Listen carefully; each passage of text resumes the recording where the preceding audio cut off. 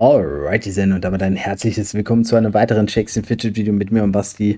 Und wir wollen mal einen kleinen Guide zum Serverstart für Free-to-Play-Spieler durchführen oder auch für Low-Budget-Pilzer. Einfach ein paar Hinweise, an die ihr denken könntet, damit das Ganze vielleicht ganz gut läuft. Wenn ich was vergessen habe oder was falsch gesagt habe, euch was auffällt, schreibt es gerne in die Kommentare. Dann können die jeweiligen Spieler, die das brauchen, auch da quasi von Nutzen haben. Und wir wollen gleich mal anfangen. Ich werde wahrscheinlich ein paar Sachen am Ende noch auf Englisch sagen. Ich weiß noch nicht, ob ich es schaffe. Ja, Server 43 startet, Server 40 der Polen startet. Dafür zu anlässlich ist dieser Guide speziell, aber es gilt natürlich auch für alle Server. Und man kann sagen, Rasse ist relativ wurscht, Klasse kann unterschiedlich sein. Da habe ich aber schon einen speziellen Klassenguide gemacht. Den könnt ihr euch gerne bei mir in den Guides angucken. Schaut euch den 4. Part an. Das ist ein gutes Ranking. Dann nehme ich auch auf Free-to-Play Bezug. Und kommen wir mal zum eigentlichen Spiel. Vorher, wenn ihr schon könnt, habt ihr eine Gilde gefunden. Entweder im Forum, insofern es möglich ist. Im Moment sieht es so aus und es kann sein, dass es erst den Server anzeigt. Es kann sein, dass es noch keine Gildensektion gibt für für S40 zum Beispiel, aber ich bin halt auch nicht angemeldet. Deshalb weiß ich nicht, ob man das schon sehen kann. Ansonsten kann man natürlich auch einfach das Discord nutzen. Da sind ja auch viele Spieler unterwegs in der Shakes and Fidget Taverne. Und da kann man sicherlich auch eine Gilde finden, ne, wenn man ja seinen Spielstil weiß. Free-to-Play, keine Pilze, also keine bezahlten Pilze oder Low-Budget-Pilzer. Hin und wieder ein paar Pilze kaufen, dann ja, geht das ja auch.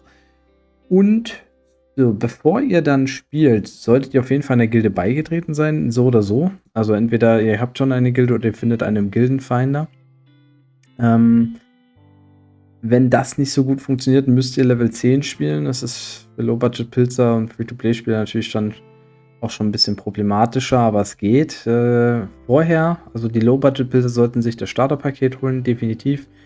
Die Free-to-Play-Spieler, ja, können trotzdem auch schon versuchen, in der Ehrenhalle mal ein paar Angriffe zu machen. Das können beide Spieler machen.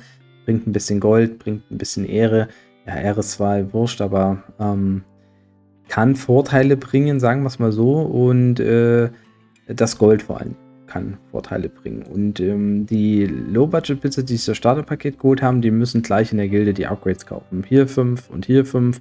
Dann sind die 1000 Gold, die man gratis erhält, gut verbraucht. Und das sollten beide Spielertypen sollten auf jeden Fall versuchen, die Gilde so gut wie es geht zu unterstützen. Also die Gilde geht vor allem anderen. Gerade bei den Low-Budget-Pilzern ist man vielleicht mal auch drauf und dran, gerne bei dem einen oder anderen Dungeon Pilze auszugeben. Ich würde es eigentlich nicht machen. Guckt erst immer, dass halt zum Beispiel alles Mögliche für die Gilde getan wurde. Denn die meisten Gilden möchten ja, dass man den Ausbau hier hat. Wie gesagt, Stufe 5 zu erreichen ist noch machbar, auch ohne Pilze. Stufe 10 von jedem ist dann schon nur mit Pilzen machbar. Und ja, bei 5 Pilzen pro Ausbau muss man also 50 Pilze rechnen. Hier 25 und hier 25. Damit jeder Goldmeister und Erfahrungsboni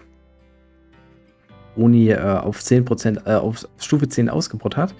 Und das ist halt wichtig, damit alle in der Gilde den bestmöglichen Bonus bekommen. Ja. Also guckt immer, dass das euer Main-Ziel ist. Zusätzlich ab Stufe 25 natürlich die Festung. Bei der Festung gibt es auch viele Guides. Guckt auf jeden Fall auf die Teilschutztaktik oder sucht euch Festungspartner. Und wenn ihr nicht wisst, was es ist, dann fragt in der Gilde nach. Da gibt es auf jeden Fall auf YouTube mehrere Möglichkeiten schon mit Hinweisen, aber auch wissen das auch viele Spieler in-game oftmals und können einem das im Chat oder so erklären. Das ist auf jeden Fall machbar. Genau, also Gildenausbau vor allen Dingen, aktiv bei den Kämpfen teilnehmen, das ist ja ganz klar. Gerade zu Beginn sind die Server ja auch immer sehr voll. Ich kann euch den Tipp geben, wenn ihr langfristig auf den Server spielen wollt, guckt immer, dass ihr aktiv im Gildenchat seid. Irgendwie schreibt da was rein. Das hilft sicherlich der Gilde insgesamt dann auch zu überdauern, solange es kein Quatsch ist, den ihr reinschreibt. Und vor allen Dingen könnt ihr das ja natürlich auch mobil nutzen. Und gerade die Free-to-Play-Spieler müssen ja, wenn sie effektiv spielen wollen, viel Zeit investieren, immer mal wieder Angriffe zu machen, immer mal wieder auch natürlich Free-Tries bei Dungeons zu probieren. Und da kann man natürlich auch immer schön mal im Chat irgendwas reinschreiben. Das schadet ja nicht. Ja, Mobiles Device für beide Spieler sehr wichtig, gerade in der Festung auch sehr wichtig mit den Angriffen, dass man regelmäßig Angriffe farmt. Die anderen Gründe habe ich ja auch schon erwähnt. Es gibt auch einen Eintrag ins Sammelalbum dafür, also es lohnt sich definitiv auf dem Handy oder Tablet das Ganze zu betreiben. Wenn man das, warum auch immer nicht hat, kann man das auf dem PC über einen Emulator auch machen, aber ich würde es euch dann nicht empfehlen zu spielen. Das klappt nicht so gut natürlich wie direkt über die App oder über den Browser am PC. Weitere Tipp oder Hinweis ist natürlich, wenn ihr dann anfangt zu spielen, also wenn es geht, macht eure Abenteuer immer erst relativ spät am Tag, wenn es geht, denn dann sind die Boni ja in der Regel immer höher. Aber guckt natürlich auch, dass ihr das zeitlich hinkriegt. Also gerade die Free-to-Play-Spieler haben da nicht so eine große Auswahl. Ihr habt zwar ein paar Sanduhren zum Start, die können euch helfen, 1-2 Tage lang die Abenteuer automatisch schneller zu beenden, aber die gehen natürlich dann ganz schnell aus, wenn man sie nicht nachkauft. Und ich sag mal, Low-Budget-Pilze auszugeben, um Sanduhren zu blättern, ist eigentlich auch nicht so nice. Ihr solltet das halt, wenn dann, über die Pakete machen. Also das Starterpaket, ne, das sieht man bis Level 20. Wenn man die Festung hat, bis Stufe 120 kommt das Festungspaket. Da gibt es noch keine Sanduhren, aber dann bei diesen Paketen gibt es Sanduhren. Und ich denke, dass die Low-Budget-Pilzer eigentlich, wenn es geht, im Prinzip, wenn sie ganz Low-Budget spielen wollen, einfach immer auf die Pakete warten. Beziehungsweise die ersten beiden kriegt man auf jeden Fall relativ schnell. An Tag 1 meistens schon. Bei den anderen ist es ein bisschen schwieriger. Aber ich sag mal, wenn man über den Monat grundsätzlich mit Abenteuerlust und sowas hinauskommen will mit Pilzen, wenn man immer 300 Alu spielen will, dann muss man sich wohl über übel das mittlere Paket dann sowieso holen. Und auch dann gibt es ein entsprechendes Paket und da gibt es dann auch Sanduhren dazu. Die Pakete findet ihr im Forum zum Beispiel oder auch in den ein oder anderen Videos, wo das schon aufgelistet ist. Genau. Die Spielweise sollte auf XP basiert sein. Zumindest ist bisher eine gewisse Stufe erreicht. Ab Stufe grob zwischen 397 und 440 kann man dann auf Gold wechseln. Da gibt es auch schon ein paar Videos dazu auf YouTube. Aber das muss man natürlich auch erstmal erreichen. Ne? Also das ist auch ganz, ganz klar. Was können wir noch sagen? Das Reittier, ja, also die Free-to-Play-Spieler sind eigentlich meiner Meinung nach am besten damit beraten, den Raptor oder den Tiger zu holen. Kostet ein Pilz pro 14 Tage, also im Monat knapp 2 Pilze. Aufs Jahr gesehen wahrscheinlich mal ein Pilz dazu, weil es sind ja 28 Tage und der Monat hat ja meistens 30 oder 31 Tage. Aber das macht's auf jeden Fall schon Sinn. Und wenn ihr Pilze über habt, die jetzt nicht in die Gildenausbauten kommen, dann schaut natürlich, dass ihr die am besten aufbewahrt für mehr Abenteuerlust. Von Freitag bis Sonntag gibt es ja immer Events. Zum Beispiel habt ihr ja alle Events zum Serverstart, da seht ihr das. Aber auch so hat man immer Events. Wir jetzt hier zum Beispiel haben dann das Wochenende, wo der Server startet, auf allen anderen Servern XP-Event. Das heißt, es gibt deutlich mehr XP. Und an solchen Tagen wäre es natürlich immer ganz sinnvoll zu sagen, hier, ich spiele mehr Abenteuerlust, weil ich halt auch mehr XP bekomme. Nutzt diese Events auf jeden Fall. Gold-Event ist ebenfalls stark. Hin und wieder kann auch ein Festungsevent, wo mehr Holz dabei ist oder mehr Seelen, wenn man soweit ist, auch sehr sinnvoll sein. Aber vor allen Dingen Gold- und XP-Events solltet ihr, wenn es geht, immer mehr als die kostenfreien 100 Abenteuerlust spielen. Und das heißt, spart euch die Pilze dafür auf. Und der Low-Budget-Pilzer, wie gesagt, entweder ihr spielt permanent mit Reittier und 300 Alu, also hier 50% Mount, Drache oder Greif. Wenn er das nicht ganz schafft, dann würde ich trotzdem den Drachen empfehlen und dann halt auch 300 Alu auf jeden Fall zu den Event-Tagen zu spielen. Also dann kann man sich auch unter der Woche ein paar Pilze sparen, vielleicht für den einen oder anderen Dungeon. Aber das macht dann schon langfristig halt mehr Sinn, zumal ihr durch das Starterpaket ja sowieso den ersten Monat den Greifendrachen habt. Also 50 Pilze euch dort gespart habt, wenn ihr euch das eben kauft. Ja, das ist schon echt fett. Also das ist schon ein Must-Have für jeden, der Geld in seinen Char investieren will. Ja. Genau. Ja, ab Stufe 25, wie gesagt, die Festung, das ist auch sehr wichtig. Ab Stufe ab Stufe 50 die Chance auf Epics, aber sollte egal sein. Beziehungsweise also die die im Laden zu finden. Spiegelteile kann man dann finden, das ist eher wichtig, ab Stufe 50 darauf achten, dass ihr euch immer die Spiegelteile mitnimmt. Ab 66 ist dann die Hexe da, ab 75 die Pets. Die Pets sind auch nochmal ganz wichtig. Dort kann man halt viel Zeit in die Angriffe investieren, gerade für Free-to-Play-Spieler sehr wichtig am Anfang, da gibt es nämlich auch ordentlich XP. Das kann man immer nutzen.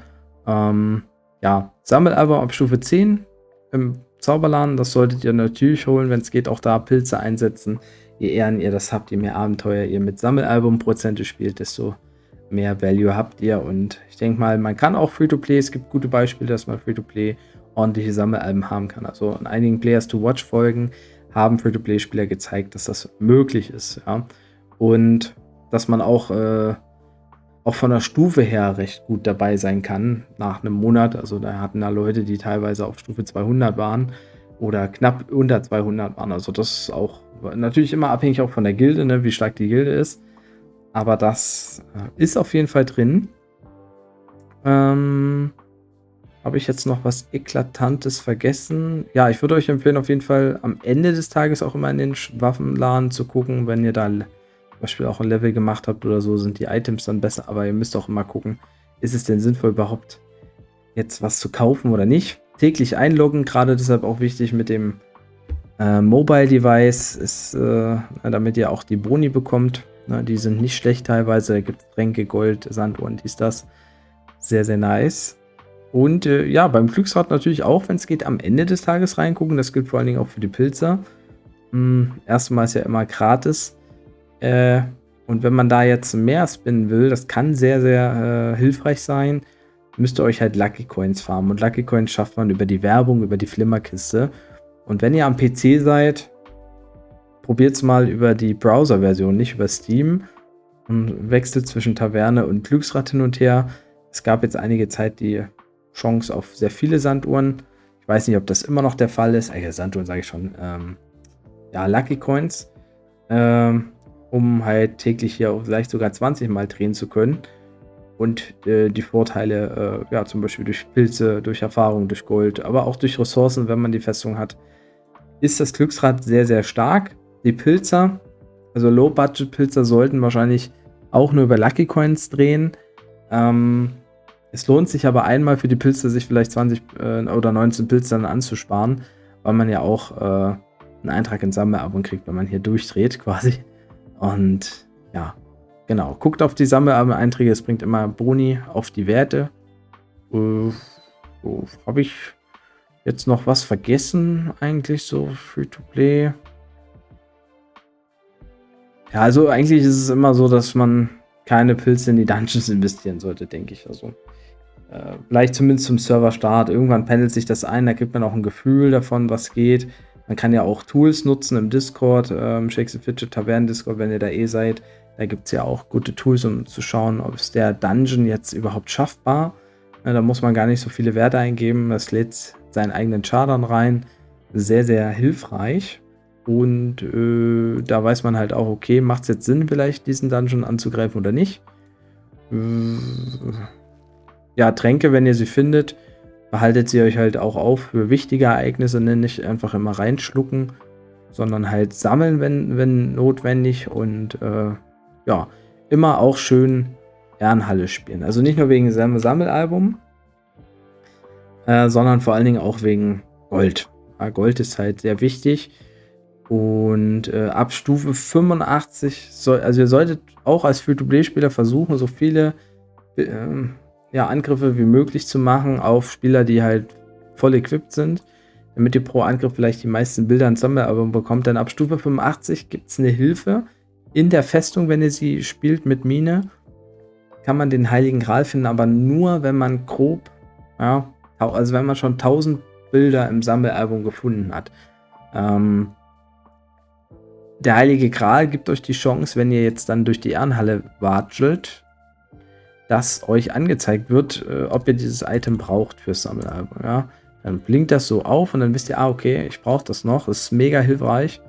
Aber es bringt halt nichts, die Stufe zu erreichen, wenn man dann noch nicht 1000 Bilder gefunden hat. Ne? Also man braucht knapp 45% SA. Und das schafft man halt nur, wenn man wirklich viel angreift. Alle 10 Minuten wirklich angreift. Und der Low-Budget-Pilzer, ich bin so ein Typ, ich baller immer 200, 300 Random-Angriffe aus, also ich brauche das. Aber das ist halt auch kein Low-Budget-Pilzing, das ist halt uneffektiv. Deshalb, als Pilzer passt da ein bisschen auf, aber wenn ihr die Chance habt, Stufe 85 relativ schnell zu erreichen, dann müsst ihr ja auch ein bisschen Geld investieren oder solltet ihr auch auf die Sammelalbenbilder achten und das halt auch schaffen. Ne? Also ich denke, das ist im Groben und Ganzen alles. So I will now talk a little bit in English, not so much as I did in German. You maybe see subtitles, but so what I think is important for free-to-play player is to recognize that you never should waste mushrooms in dungeon tries, for example. You should try to investigate all of the needed mushrooms in the guild as fast as possible. Everybody, has a favor if you do so. Everybody in your guild. Try to be very active in the chat. It can help the guild to stay out longer. And you should choose this mount. And the low budget mushroom user can maybe choose this mount, and both types have to always calculate if they are able to save some mushrooms for using thirst on event days. Event days like more experience, more gold, or more resources this is the basic strategy to improve your character. So always try to use mushrooms for this. And what's as well as important is Dr. Abavuvu. And here you can choose or use lucky coins for advertisement. In Germany we call it Flimmerkiste. I don't know what the English expression, to be honest. Tube of. Maybe it's this tube. So what people said to me a few days ago was that if you're playing on a PC, and you shouldn't use the Steam version, you should use the browser version, because you can farm more lucky coins. And if you always switch from Tavern to Dr. Abavuvu, this tube will appear more often. I'm not sure if it still works, but on World 50 it worked when I was on vacation for my sitter. He used it, and I still have so many lucky coins to spend. It's great. And you should use a second device, because not just for your scrapbook, but it helps you a lot to always go for attacks. Always try to attack each 10 minutes, because you earn money, you earn pictures for a scrapbook, and it's really, really important to do so again and again. And if you have the fortress, then of course you need to spend a lot of time there to improve, to attack, to gain resources. And therefore there are some tutorials on YouTube. I'm not sure how many tutorials for fortress there are in English, but at least you will find them in German, and maybe ask some other people in your guild if you have any questions. They may be helpful to you. And of course you should, as low budget mushroom user, always choose a starter pack. And maybe as mushroom user you should try to buy all special packs, at least until this one. If you want to play 300 thirst with a good mount, at least you need to spend this amount of money at least per month, and sometimes even more. It depends on you. And so always go ahead with it. Ja, das war's dann von mir. That was it. Wie ich sagte, wenn es Fragen gibt, Anmerkungen, schreibt sie gerne in die Kommentare. Ich hatte jetzt nicht wirklich Zeit, mich vorzubereiten. Ich hoffe, dass ich nichts Wichtiges vergessen habe. So I hope I did not forget anything. If you think I forget something really important, just write it in comments, and so other people can have your advice as well. Ja, wenn es euch gefallen hat, lasst ein Like da, würde ich mich freuen. Haut auf jeden Fall rein, macht Tschüss und Servus, euer Basti.